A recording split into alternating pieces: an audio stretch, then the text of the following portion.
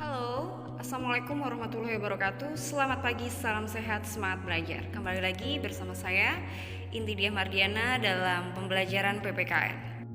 Pembelajaran kali ini kita masuk ke dalam bab 2 tentang mewaspadai ancaman terhadap negara kesatuan Republik Indonesia. Dan pokok pembahasannya kita masuk ke menelaah ancaman terhadap integrasi nasional.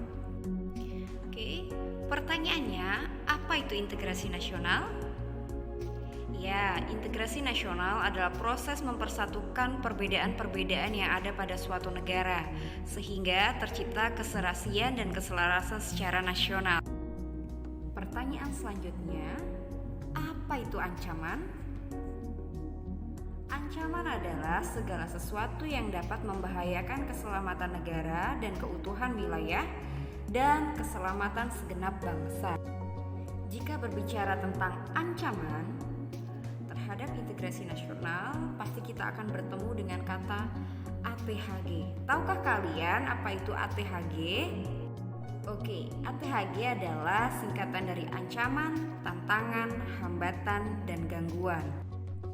Sebelum kita akan membahas soal apa itu ancaman yang akan mengintai bangsa Indonesia, kita simak dulu tentang potensi Indonesia. Yang pertama kita lihat adalah potensi penduduk. Berapa penduduk bangsa Indonesia? Oke, berdasarkan data tahun 2021 dari Dukcapil bahwa jumlah penduduk di Indonesia lebih dari 273,87 juta jiwa. Ini merupakan potensi Indonesia yang luar biasa dan nanti kita akan bahas dari berbagai sisi lainnya.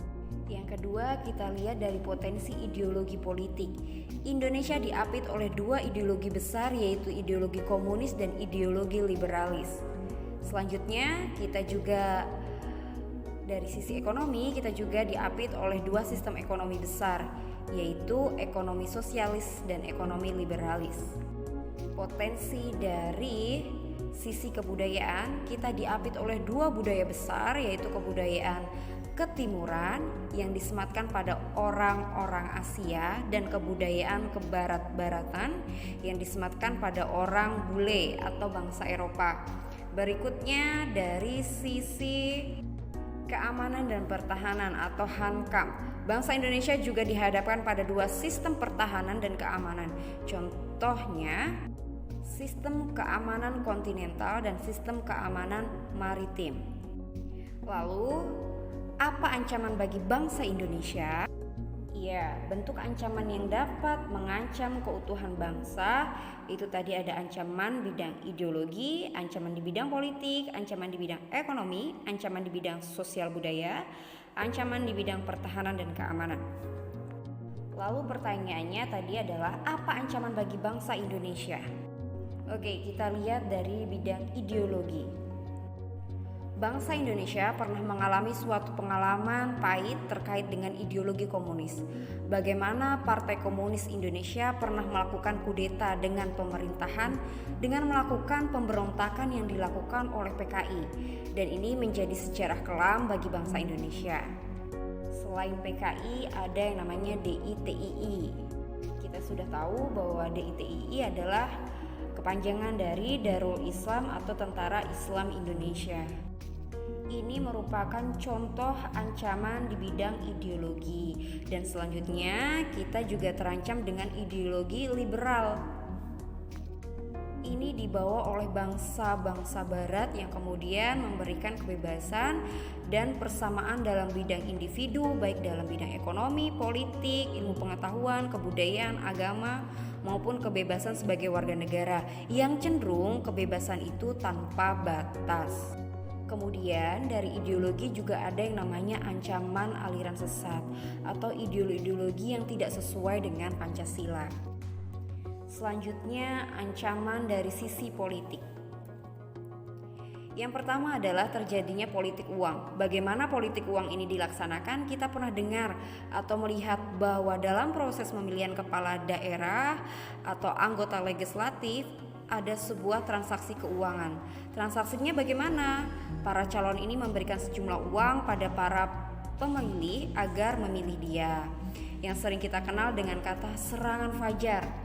Nah, di sanalah politik uang itu bermain.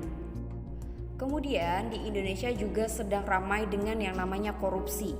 Korupsi ini tidak hanya di dalam pemerintahan pusat tapi juga di pemerintahan daerah hingga pemerintahan desa, dan ini perlu penanganan yang sangat serius ya. Berikutnya ada potensi pecah belah. Ketika ada kontestasi pemilihan baik kepala negara maupun kepala daerah, terjadi polarisasi. Benturan antar pendukung calon yang terkadang tidak selesai meskipun proses pemilihannya sudah selesai. Nah, ini merupakan potensi pecah belah antara masyarakat. Itu kan contoh ancaman politik di zaman sekarang, di era sekarang. Kalau di era dulu itu ada yang namanya RMS atau Republik Maluku Selatan. Terus ada Gerakan Andi Aziz dan PRRI Promesta. Apa itu kepanjangan PRRI Promesta? PRRI Promesta adalah Pemerintah Revolusioner Republik Indonesia. Sementara Promesta adalah singkatan dari Perjuangan Semesta atau Perjuangan Rakyat Semesta. Ini merupakan contoh ancaman politik di era zaman dulu. Untuk sekarang kita masuk ke bidang ekonomi. Bidang ekonomi berpotensi mendapat ancaman, yaitu adanya pasar bebas. Ancamannya seperti apa? Ancamannya adalah apabila produk-produk kita tidak mampu bersaing, jasa-jasa kita tidak mampu bersaing, pasti kita akan mengalami kalah persaingan dengan produk-produk yang lain, terutama produk-produk dari luar negeri yang itu lebih berkualitas. Berikutnya, banjirnya produk asing. Yang ini biasanya menguras produk-produk lokal yang akan tersisih oleh produk-produk asing. Kemudian persaingan sumber daya manusia. Sekarang di Indonesia, perusahaan, pabrik, proyek tidak hanya diisi oleh orang-orang Indonesia, tetapi orang-orang luar atau sumber daya manusia luar yang juga mengisi posisi-posisi penting dalam perusahaan di Indonesia. Seperti situasi saat ini, pandemi COVID-19 ini hampir menjadi persoalan ancaman. Berikutnya adalah krisis. Nah, yang luar biasa bagi perekonomian Indonesia sehingga terjadilah yang namanya PHK. Kalau sudah begini, maka akan berpengaruh terhadap daya beli masyarakat berkurang, kemampuan masyarakat dalam bidang ekonomi, pendapatan berkurang, kesejahteraan berkurang, dan bisa jadi tingkat kemiskinan akan bertambah. Contoh ancaman di bidang ekonomi ini dibedakan juga menjadi dua, secara internal dan eksternal.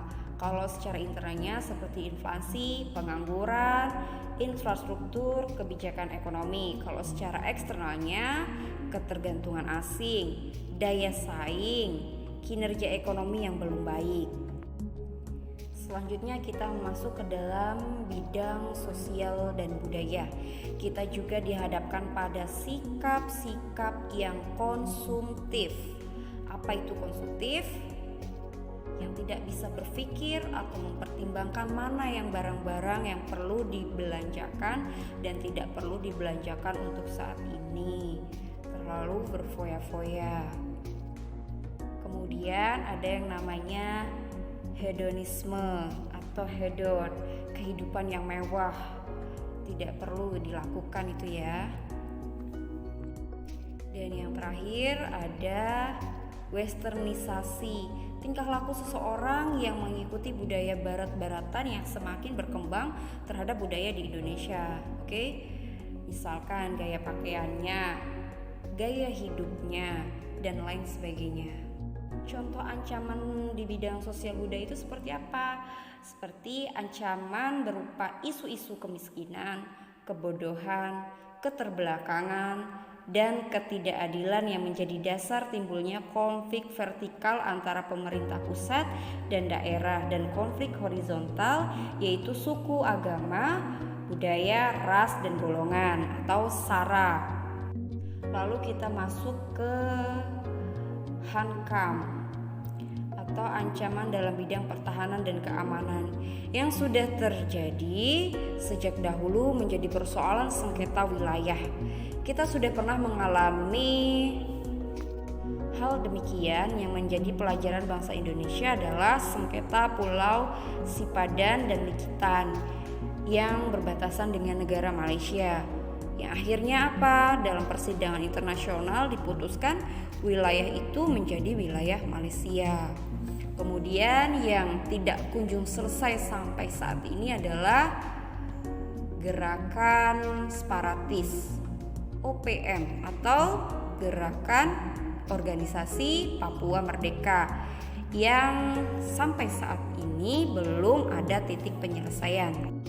Kemudian persoalan tindak kriminal, begal, perampokan, pencurian juga menjadi ancaman bagi berlangsungnya kehidupan berbangsa dan bernegara yang tentram. Berikut ada contoh-contoh ancaman pertahanan dan keamanan. Ada apa aja? Ada agresi, pelanggaran wilayah seperti yang tadi sudah dicontohkan, pemberontakan bersenjata, terus ada konflik komunal, ancaman keamanan laut dan udara, teror bersenjata, sabotase dan spionase. Baik, terima kasih pembelajaran pada pertemuan kali ini sampai di sini. Jangan lupa jaga kesehatan dan selalu patuhi protokol. Oke, thank you.